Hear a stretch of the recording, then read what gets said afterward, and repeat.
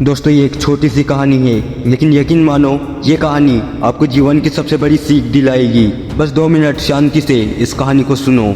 ईशान और राहुल दो अच्छे दोस्त थे। दोनों के पिता बैंक में जॉब करते थे और दोनों का परिवार एक ही कॉलोनी में रहता था। दोनों का शहर के एक अच्छे स्कूल में एडमिशन हो गया। ईशान और राहुल दोस्त तो थे, लेकिन दोनों की आदतों में बहुत बड़ा अंतर था। ईशान अपनी पढ़ाई और करियर को लेकर बहुत सीरियस था, इसलिए वो पढ़ाई पर बहुत ध्यान देता था। ईशान स्कूल से आकर घर के कामों में हेल्प करता।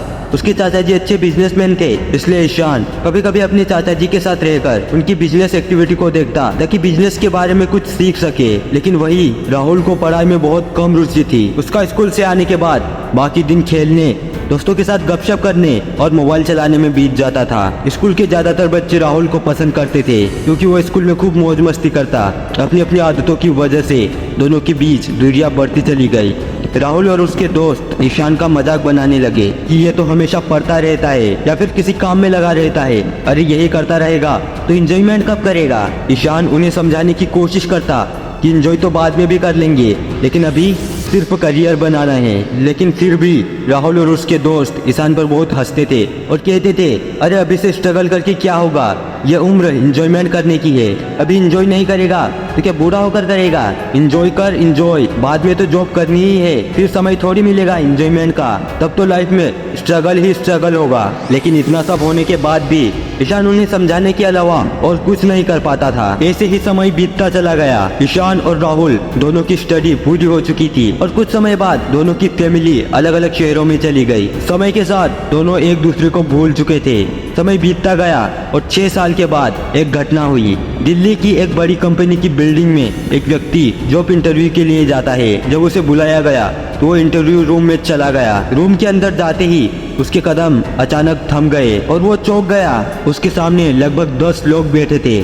ठीक बीच में सफेद कोट पहने एक बहुत ही इम्प्रेसिव पर्सन बैठा था और वो कोई और नहीं, राहुल का वही दोस्त ईशान ही था। और जो इंटरव्यू देने आया था वो था राहुल। राहुल कहता है, अरे ईशान तुम यहाँ कैसे? मैं तो यहाँ इंटरव्यू देने आया हूँ। कि तुम भी इंटरव्यू देने आए हो? ईशान कहता है, नहीं, मैं यहाँ इंटरव्यू देने नहीं बल्कि इंटरव्यू लेने आया हूँ, क्योंकि ये मेरी कंपनी है। राहुल की नजरें तुरंत झुक गई। वो आश्चर्य में पड़ गया और मन ही मन सोचने लगा कि जिसका मैं मजाक उड़ाया करता था वो आज इतनी बड़ी कंपनी का मालिक कैसे बन गया। अब ईशान ने राहुल को देखकर कहा, अब तुम इंटरव्यू के लिए आए ही हो तो हमारे बोर्ड के लोग तुम्हारा इंटरव्यू जरूर लेंगे। अब बोर्ड के अन्य लोग राहुल का इंटरव्यू लेने लगे। 5 मिनट बाद ही राहुल को रिजेक्ट कर दिया गया और कहा गया, आपके पास जो डिग्री है यह बताती है कि आपकी स्टूडेंट लाइफ बहुत ही कमजोर रही है और आपके पास कोई जॉब एक्सपीरियंस भी नहीं है, अतः हम आपको जॉब पर नहीं रख सकते। राहुल तुरंत ईशान की तरफ मुड़ा और रोने सा मुंह बनाते हुए बोला, मैं पिछले 3 साल से जॉब के लिए स्ट्रगल कर रहा हूँ। बहुत सी कंपनियों ने भी मुझे रिजेक्ट कर दिया। तुम तो मेरे दोस्त हो, प्लीज मुझे जॉब पे रख लो। तब ईशान बोला, मेरी कंपनी की सफलता का राज ये है कि मेरे यहाँ जॉब करने वाले सारे काबिल लोग हैं जो एक दूसरे से मोटिवेट होकर और भी ज्यादा काम करते हैं। मैं नहीं चाहता कि उनके बीच कोई ऐसा व्यक्ति रहे जो उन्हें खाली बैठने के लिए और मौज मस्ती करने को प्रेरित करे, इसलिए मैं तुम्हें जॉब पर नहीं रख सकता। बहुत दुखी होते हुए राहुल बोला, तो क्या मुझे अब कहीं जॉब नहीं मिलेगी? क्या मैं ऐसे ही जीवन भर संघर्ष करता रहूंगा?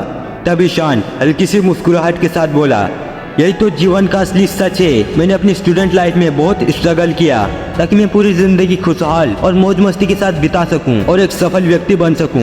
लेकिन तुमने अपनी स्टूडेंट लाइफ मौज मस्ती और खेल में बिता दी। परिणाम तुम्हारे सामने है। अब तुम्हें जीवन भर स्ट्रगल करना होगा। मैंने जो चुना वो मुझे मिल रहा है और तुमने जो चुना वो तुम्हें मिल रहा है। अब राहुल के पास जीवन भर संघर्ष करने के अलावा और कोई रास्ता नहीं बचा। दोस्तों ये सिर्फ एक कहानी नहीं बल्कि जीवन की सच्चाई भी है जो हमें ये सिखाती है, या तो जीवन में उस समय जब आप स्टूडेंट हो, जब आपके पास काम करने की शक्ति है, तब स्ट्रगल कर लो ताकि बची हुई जिंदगी मौज मस्ती और खुशहाली के साथ बीत सके, या फिर उस समय जब आप बहुत कुछ कर सकते हो, जब आप स्टूडेंट हो, उस समय को बर्बाद करके, उस समय मौज मस्ती करके बाकी जीवन संघर्ष के साथ बिताओ। अब सब कुछ आपके सामने है। अब तक तो आप समझ ही गए होंगे कि आपको क्या करना है, कौन सा रास्ता चुनना है। इसलिए एक बार और कह रहा हूँ, अपने इस कीमती समय को बर्बाद मत करो। ये समय वापस नहीं आएगा। अपने फ्यूचर को मौज मस्ती के साथ बिताना है तो अभी उसके लिए मेहनत करना शुरू कर दो, या फिर तैयार रहो अपने फ्यूचर में स्ट्रगल करने के लिए। डिसाइड आपको ही करना है।